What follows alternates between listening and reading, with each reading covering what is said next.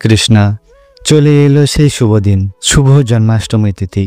আজ আমরা এই ভিডিওতে জানব শুভ জন্মাষ্টমী তিথি এবছর কবে পালন করছেন এবং কোন দিন করবেন, পালন কখন করবেন, তা সম্পূর্ণ বিস্তারিত ভিডিও আজকে আমরা জানব।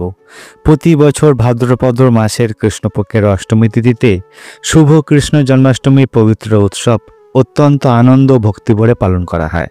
এটি ভগবান শ্রীকৃষ্ণের আবির্ভাব দিবস।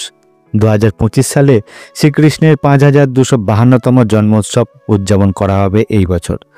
এবছর জন্মাষ্টমী 2025 কবে পালন করবেন?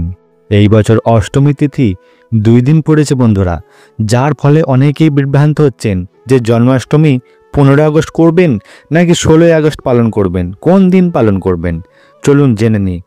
অষ্টমী তিথি, শুভ জন্মাষ্টমীর অষ্টমী তিথি শুরু হচ্ছে এবছর 15 আগস্ট শুক্রবার, ঠিক রাত 11:50 থেকে শুরু হচ্ছে। আর পরের দিন অষ্টমী তিথি শেষ হচ্ছে 16 আগস্ট শনিবার দিন, রাত ঠিক 9:34। এছাড়া ভগবান শ্রীকৃষ্ণের জন্মলগ্নে ভাদ্রপদ মাসের কৃষ্ণের অষ্টমী তিথি ও রোহিণী নক্ষত্র, এই দুটি যোগ ছিল। তাই এই দুটি একসাথে হলে তবেই সর্বোত্তম ফল পাওয়া যায়। এবছর এই দুটির অষ্টমী ও রোহিণী নক্ষত্র যোগ শুরু হচ্ছে 15 আগস্ট। অষ্টমী আছে কিন্তু রোহিণী নক্ষত্র নেই কিন্তু। আর 16 আগস্ট রোহিণী নক্ষত্র থাকবে মধ্যরাতে, রাত 12টায়, কিন্তু তখন অষ্টমী শেষ হয়ে যাবে। তাহলে কি হবে? রোহিণী নক্ষত্র শুরু হচ্ছে 17 আগস্ট, ঠিক ভোর 4:38 থেকে।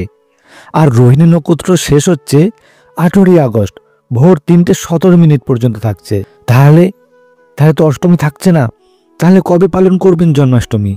সনাতন শাস্ত্রীয় নিয়ম অনুযায়ী যদি অষ্টমী ও রোহিণী নক্ষত্র একসাথে না হয়, তাহলে উদয়া তিথি অর্থাৎ যেই দিন সূর্যোদয়ের সময় অষ্টমী থাকছে সেই দিনই জন্মাষ্টমী পালন করা সর্বোত্তম।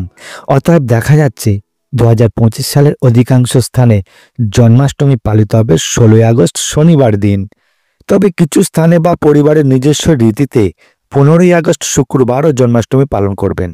মথুরা, বৃন্দাবন, গোকুল, বৃন্দাবন ধাম, এই 3 স্থানে জন্মাষ্টমী উৎসব পালিত হবে 16 আগস্ট শনিবার দিনকে। জন্মাষ্টমী ব্রত উপবাস কিভাবে করবেন? এই দিন ভক্তগণ এই দিন উপবাস করেন সম্পূর্ণ নির্জলা, রাত 12টা পর্যন্ত নির্জলা উপবাস থাকেন।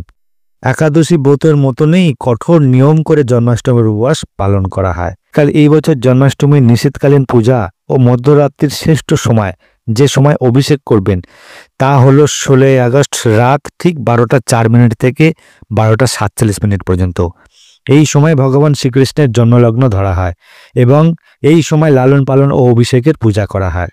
এই দিন যাদের বাড়িতে লাড্ডু গোপাল আছে, লাড্ডু গোপালকে স্নান করান, নতুন বস্ত্র পরিধান করান, পঞ্চামৃত দ্বারা স্নান করান, বিভিন্ন অলংকার দিয়ে গোপালকে সাজান, সাজসজ্জা করুন।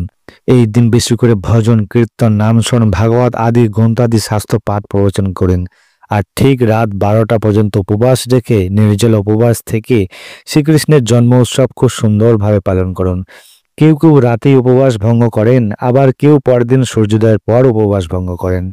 এই দিন 16 আগস্ট দহিদাণ্ড উৎসব চলবে। এই বছর দহিদাণ্ডি উৎসব পালিত হবে 16 আগস্ট শনিবার দিনকে। চলুন জেনে নিই 16 আগস্টের শুভ সময়গুলো। এই দিন ব্রহ্ম মুহূর্ত শুরু হচ্ছে ঠিক ভোর 4:31 থেকে আর 5:19 পর্যন্ত। এই দিন অভিজ মুহূর্ত সময় থাকছে দুপুর ঠিক 12:05 থেকে শুরু করে 12:56 পর্যন্ত। এই দিন রাহুকাল চলবে সকাল 9টা থেকে 10:30 পর্যন্ত। এই দিন চন্দ্রোদয় শুরু হচ্ছে 16 আগস্ট রাত ঠিক 11:51। আপনি যে নিয়মে বা পরিবারের যেই রীতিতে জন্মাষ্টমী পালন করে আসছেন সেটাই অনুসরণ করুন। তবে সাধারণভাবে 16 আগস্ট দিনটিকেই জন্মাষ্টমী পালন করার জন্য সর্বাধিক ও শুভ উপযুক্ত বলেই মানা হচ্ছে। তাই আশা করি ভিডিওটা আপনাদের ভালো লাগলো এবং জন্মাষ্টমীর সম্পূর্ণ তথ্য আপনারা লাভ করতে পেরেছেন। ভালো লাগলে ভিডিওটি শেয়ার করুন, অন্যদেরকেও জানান শুভ জন্মাষ্টমী তিথি কবে পালন করছেন। ভালো থাকবেন, সুস্থ থাকবেন। হরে কৃষ্ণা।